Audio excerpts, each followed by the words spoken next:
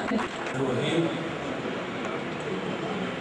آپ سے تقریب مہمان خصوصی اور یہاں تشریف امام حسین السلام علیکم. میں شکر گزار ہوں کہ صاحبہ کا مجھے فہم کیا. دراصل میں 2 ہفتے قبل جو ہے وہ میری انجیوپلاسٹی ہوئی تھی اور جس کی وجہ سے میں صحیح طرح سے بول بھی نہیں سکتا. مہمان محترمہ آئی ہوئی ہے پاکستان سے, انہیں سننا میری دلی خواہش تھی.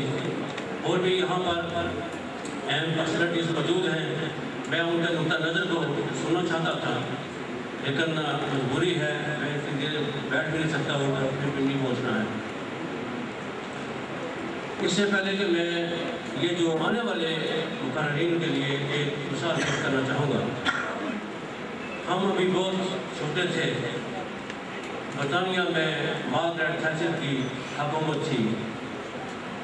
ان کے ایک منسٹر جس کا نام این آف پاور تھا,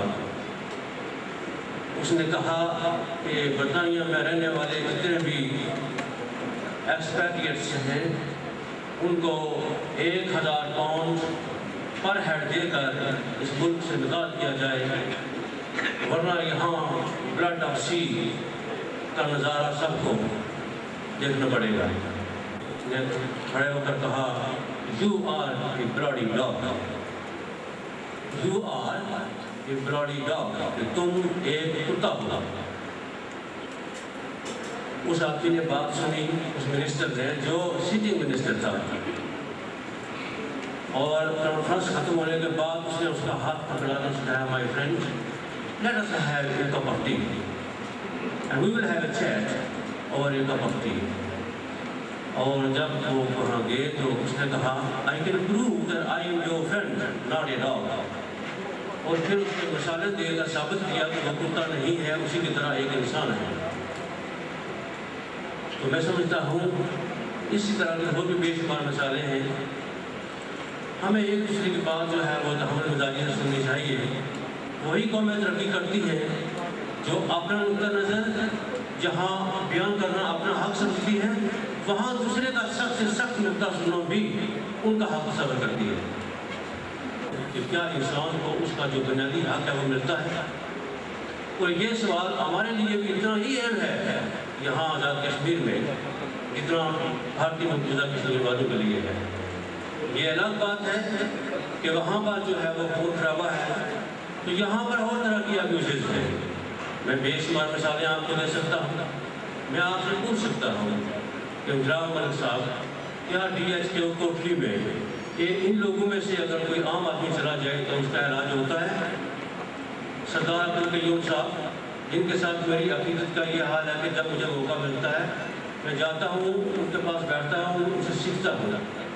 اور 2 ہفتے قبل بھی ان کے ساتھ میری ملاقات ہوئی, لیکن میں 22 سال صلاح کاٹ کر آیا.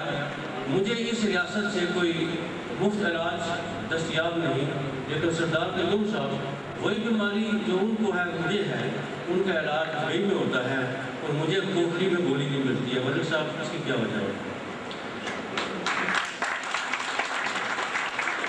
مجھے احتساب بیرو سے شکایت کرنی پڑتی ہے کہ جناب میرا علاج نہیں ہو رہا ہے.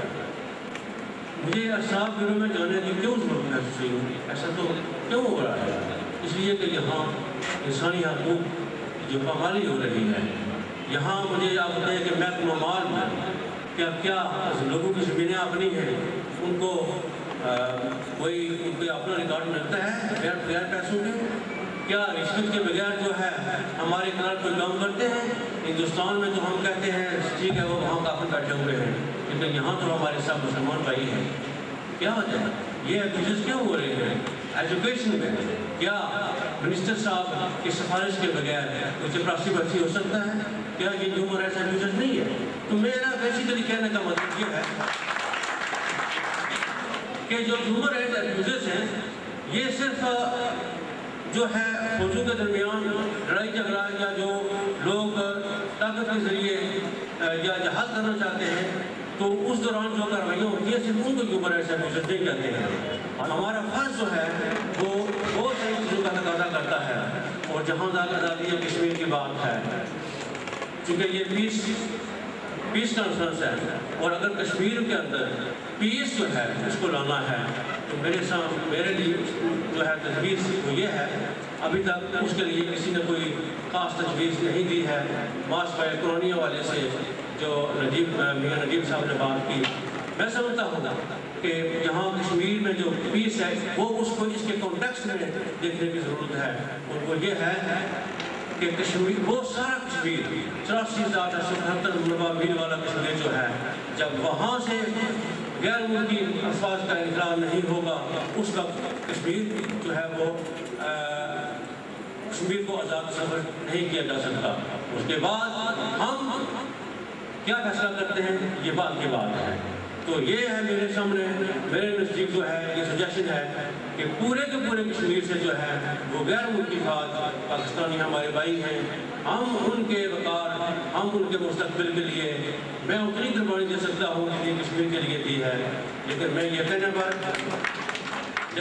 کہنے پر مجبور ہوں کہ اگر ہم نے اس کانٹیکسٹ میں اس مسئلے کو حل کرنا ہے اور سمجھنا ہے تو اس کے لیے یہ ضروری ہے کہ وہ سارے افواج نکل جائیں۔ اور آپ میں سے کئی لوگوں کو یہ معلوم نہیں ہے، مجھے لاہور میں مسلم کانفرنس والوں نے دعوت دی تھی، تو جب وہاں میں نے وہ بات کی تو کافی لوگوں کو حیرت ہوئی کہ ان کو اس بات کا پتہ نہیں تھا۔